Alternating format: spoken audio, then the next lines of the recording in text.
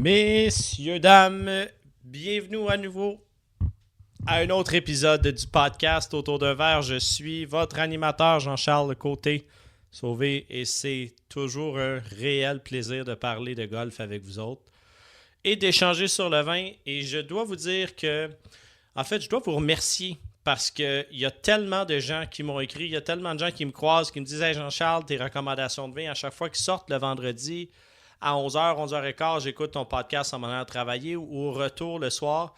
Puis je fais un arrêt à la SAQ, puis vous allez essayer les bouteilles de vin que je vous recommande. Donc ça me fait toujours plaisir et c'est une des raisons pourquoi je voulais faire ce podcast-là. C'était de mettre en lumière peut-être mes opinions par rapport aux deux domaines, mais aussi de vous faire découvrir des produits, de vous faire découvrir des producteurs. Puis pour vrai, juste le retour que j'ai, ben, ça me fait vraiment plaisir, puis ça valide que c'est un projet qui répond peut-être à une demande ou qui intéresse les gens, puis au final, on fait ça pour partager la passion, mais de la recevoir de votre part.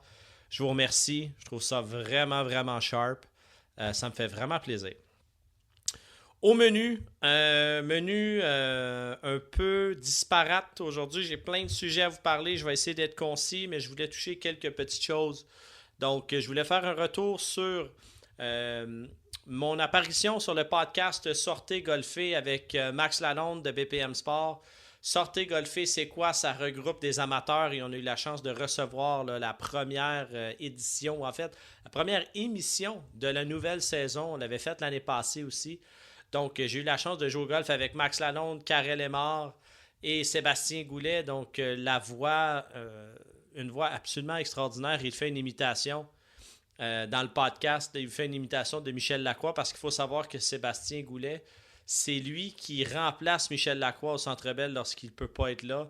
Donc, j'ai eu la chance, une expérience complètement unique, un peu loufoque, d'avoir Sébastien Goulet avec la voix de Michel Lacroix qui fait le golf à RDS.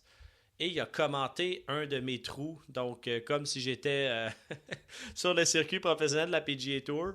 Donc, il a décrit mon trou.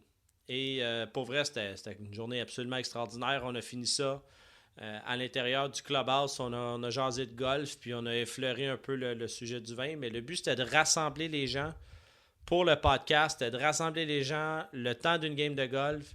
Il y avait du monde de tout partout dans la province, du monde qui ont fait beaucoup de routes, quelqu'un qui est parti de Bromont, quelqu'un qui est parti de l'Estrie, il y avait des gens un peu plus du nord.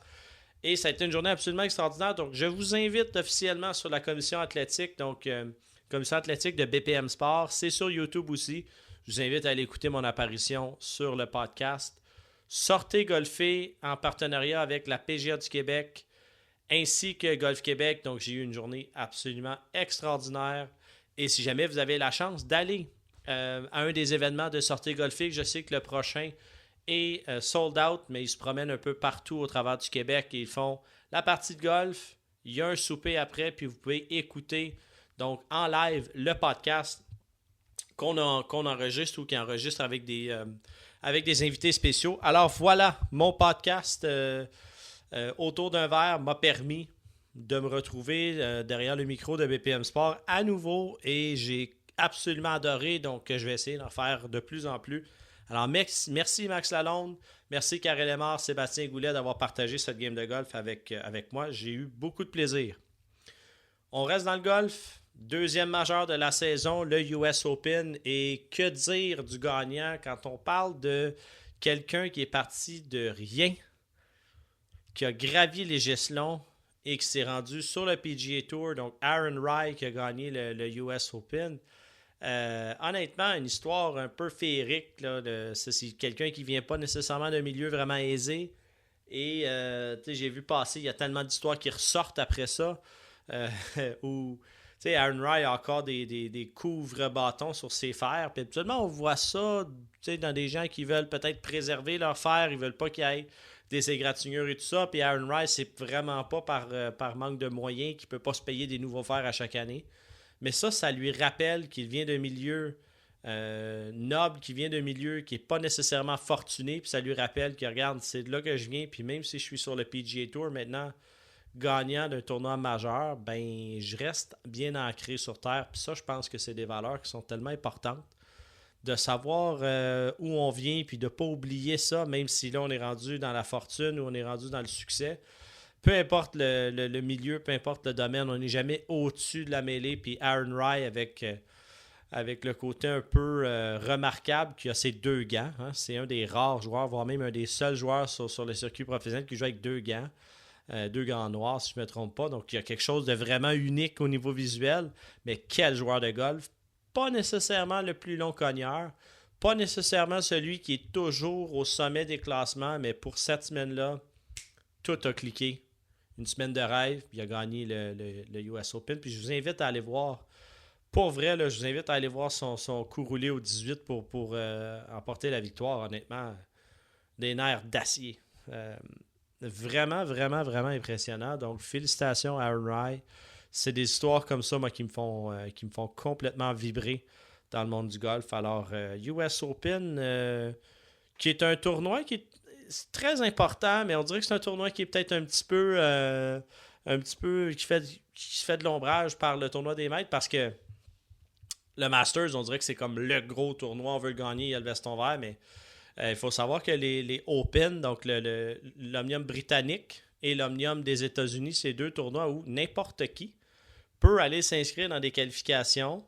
La même chose pour l'Omnium canadien, donc tu peux t'inscrire à une qualification, tu essaies de passer, puis si tu y arrives, ben, tu passes à la prochaine étape, et l'étape ultime, c'est de se qualifier pour l'Open, donc ça peut être n'importe qui, tant les amateurs que les professionnels peuvent s'inscrire pour essayer de se tailler une place. C'est extrêmement difficile, vous en conviendrez, mais quand même intéressant comme concept. Donc, un Open versus les autres majeurs où il faut être invité, il faut se classer avec un nombre de points ou avec certaines victoires qui te donnent une exemption au courant des années. Mais les tournois de style Open, ça donne toujours lieu à des histoires absolument remarquables. Et ben voilà, Aaron Rai, champion un peu dans l'ombre. Pas grand monde avait ça sur leur carte de bingo que c'est lui qui allait remporter l'événement. Alors bravo, toujours des belles histoires, moi ça me fait vibrer. Le côté 20, cette semaine, je vais le repousser un peu parce que je voulais vous parler donc de la préparation en tournoi. Puis qu'est-ce que je veux dire la préparation en tournoi? Ça peut être n'importe quel événement dans le golf, n'importe quelle partie qui s'en vient, comment est-ce que je me prépare adéquatement pour ça? Tant d'un côté physique que la préparation mentale et la préparation stratégique. Et c'est surtout là, je pense, que les gens négligent un peu, c'est la préparation stratégique. On va faire un bon échauffement, je vais pratiquer avant, mon côté technique va bien. Mais le côté stratégique, quand on se prépare à un événement, un tournoi, comme moi je vais en jouer un bientôt, ben, il y a un côté stratégique où peut-être que je suis capable de limiter un peu mes erreurs ou de savoir de quel côté est-ce que je vais le manquer pour ce genre de parcours-là.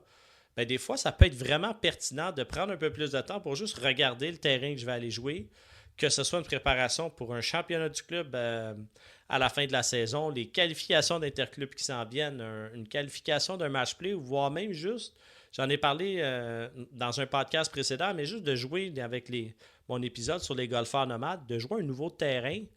Ben, c'est sûr que la première fois que je vais aller jouer ce terrain-là, je vais essayer de minimiser un peu mes erreurs, mais d'aller voir un peu d'avance quel jalon je vais jouer, c'est quoi les obstacles. Est-ce que des fois sur les cartes de pointage, on va avoir des dessins des trous de golf où maintenant la majorité des sites web sur les clubs de golf offrent ce qu'on appelle là, en fait des bird's eye view, donc un drone qui va voler par-dessus le trou et qui va arrêter par-dessus le verre pour vous montrer un peu les ondulations. Mais ça vaut la peine de faire ça parce que peut-être que vous allez vous préparer adéquatement, peut-être que vous allez changer même de bâton. Vous allez dire, regarde, là j'ai besoin de mon bois 3, habituellement je ne m'en sers pas, je vais aller pratiquer mon bois 3 parce que ce terrain-là exige que je frappe peut-être des longs deuxièmes coups. Peu importe c'est quoi, prenez le temps de préparer un peu le côté stratégique de la chose et le côté technique éventuellement lorsque tu arrives en compétition, tu mets la balle sur le premier départ, ben c'est là, c'est plus le temps de travailler sur ta game, c'est plus le temps de penser à changer d'un côté technique ton élan, c'est le temps de jouer, c'est le temps d'y aller. Puis lorsqu'on a un bon plan de match avant de jouer la ronde, ben habituellement les résultats suivent. Une expression très connue qui m'a été inculquée par mes parents, plan the work, work the plan. Donc, je planifie mon travail, je planifie ma stratégie et ensuite, j'exécute la stratégie que j'ai décidée. Et c'est tellement facile de changer de plan de match à mi-chemin, de dire, OK, j'avais comme intention d'être agressif sur les normales 3 puis d'être tentatif sur les passes 5, de jouer ça à court et de ne pas être agressif sur le normal 5. Puis, on fait des bogeys tôt dans la ronde sur les normales 4, puis les normales 3, j'ai manqué mes verres. Ben là, je vais commencer à être agressif sur les passes 5, puis on change le plan de match.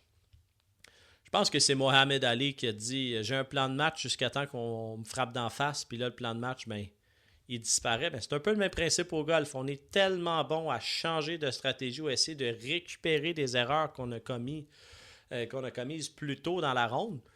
Mais restez avec votre plan de match. Restez avec ce que vous avez décidé, quitte à endurer la ronde. Puis même si ça ne va pas bien, continuez à perdurer parce que plus vous allez faire de rondes de compétition, plus vous allez jouer des terrains difficiles, plus vous allez vous mettre dans des positions de stress, même s'il n'y a pas d'enjeu. Si vous vous mettez dans des positions de stress, vous allez apprendre à vivre avec ce stress-là et voire même de l'accepter, de le voir de façon positive au lieu de s'échapper, essayer de s'éloigner de ce stress-là. C'est pas quelque chose qui est commun, c'est pas quelque chose qu'on parle souvent de dire OK, mais le stress peut être positif aussi. Le stress peut être bien vu. Parce que le stress, ça veut dire qu'il y a un enjeu, ça veut dire que c'est important, c'est le moment de performer. Si on l'accepte au lieu d'essayer de s'en échapper, habituellement, les résultats vont s'améliorer. Peut-être pas de façon instantanée, mais au travers du temps, vous allez voir que, hey, oui, j'ai un stress, mais je commence à mieux performer sous ce stress-là. Donc, préparation de tournoi, préparation de ronde, il y a le stratégique, il y a le technique, il y a le mental et il y a le physique. Donc, plusieurs volets. Et encore une fois, je vous invite à aller voir un professionnel de la PGA du Québec qui, lui, sans dire, va avoir toutes les réponses ou toutes les ressources, mais va être en mesure de vous diriger vers le bon professionnel. Que ce soit des professionnels qui sont certifiés TPI, donc le côté, l'évaluation physique de votre corps. Est-ce que j'ai des limitations? La préparation mentale, la respiration. Il y a des professionnels de la PGA du Québec qui se spécialisent là-dedans et j'en profite pour saluer mon bon ami Jean-Sébastien Légaré qui, lui, a pris cette tangente-là. Je connais Jean-Sébastien depuis plusieurs années. Dans le monde des médias, c'est quelqu'un que je respecte beaucoup. C'est quelqu'un à qui je pose beaucoup de questions. Vous pouvez le voir à RDS lorsqu'il fait le golf. Mais lui a décidé de se diriger un petit peu vers le côté respiration, préparation mentale, préparation avant une ronde, comment est-ce que je gère ce stress-là. Et je l'ai même croisé, Jean-Sébastien, lors d'un tournoi. Il m'a dit, écoute, dans les 22-23 joueurs qui sont là, ben, j'en entraîne 6. Donc, il y a une importance, il y a une plus-value. Si c'est bon pour les meilleurs joueurs au monde, c'est bon pour vous aussi. Ça met un terme au côté golf. J'ai parlé de plein de sujets, puis je voulais parler du US Open, je voulais parler de BPM Sport, puis un petit peu de la préparation au tournoi. Mais là, il commence à faire beau dehors. Il commence à faire beau dehors au Québec. Ça veut dire quoi? Ça veut dire que les terrasses commencent à ouvrir. On a le Grand Prix qui est à nos portes. Le Canadien est encore en série. C'est sûr que ça, c'est quand même excitant, mais d'écouter une game de hockey en série sur une terrasse, incroyable. Donc, je veux vous parler d'un produit que j'affectionne particulièrement, puis je vous ai parlé de cette maison-là plus tôt, c'est la maison Inniskillin dans la région de Niagara. Et Inniskillin fait un vin que je travaille sur des cartes des vins depuis plusieurs années, et cette année, je l'ai inclus au club de golf. Et honnêtement, ça fait fureur. Je savais que ça allait être un produit qui allait être en demande, mais je ne pensais pas que ça allait avoir cette popularité-là aussitôt lorsqu'il fait chaud sur une terrasse. Donc, Inniskillin, dans la série Discovery, donc découverte, ça s'appelle le P3. Pardon. Pourquoi P3? Super simple. Les 3 pinots. Pinot noir, pinot gris, pinot blanc. Donc, eux autres se sont dit, on va faire ça simple. On va appeler ça la série découverte P3 pour les 3 pinots, pinot noir, pinot gris et pinot blanc. Et honnêtement, ça donne un rosé super léger sur le fruit avec une fraîcheur absolument extraordinaire. On est sur les petits fruits rouges, la framboise, la fraise. C'est tellement rafraîchissant. Et ce que j'adore, en SAQ, premièrement, il y en a beaucoup. Avant, c'était très difficile à avoir. Et là, Inniskillin a pris un petit peu plus là, d'importance au niveau du produit du P3. Donc, ils ont décidé d'en faire un petit peu plus. Et c'est 24,45$. Donc, en bas de 25$, vous allez avoir une bouteille de rosé absolument rafraîchissante. Et ce que j'aime, c'est que vous pouvez la prendre seule sur une terrasse avec le soleil et vos amis naturellement, mais vous pouvez aussi manger. On parle de tartare de thon. On parle de tartare de saumon. Un tataki. Ça peut même être juste avec une petite verdure, quelque chose de super, super simple. Une pizza margarita, ça fonctionne super bien aussi. Un petit sandwich, des charcuteries, c'est un vin passe-partout que j'adore. Puis comme je vous dis, ça vaut la peine. Rapport qualité-prix, Inniskillin P3, faut mettre la main là-dessus, il faut y goûter, il faut m'en parler. Vous voyez, je parle de ce produit-là avec passion parce que je vous le dis, à chaque fois que j'ai la chance de mettre la main sur cette bouteille-là, ben je prends l'occasion. Il y en a toujours une ou deux bouteilles qui traînent en bas, dans le cellier, quand même assez frais, mais je peux le servir. Donc, je parlais de température de service dans un épisode précédent. Je peux le servir un petit peu plus chaud, surtout si je vais manger avec. Donc là, il va vraiment s'exprimer. Mais sinon, on met ça dans le seau à glace, on boit ça sur une terrasse, on écoute le Canadien, on va espérer qu'ils continuent leur belle série. Et pour finir l'épisode, sujet qu'on m'a fortement suggéré d'adresser, puis je trouve ça vraiment intéressant.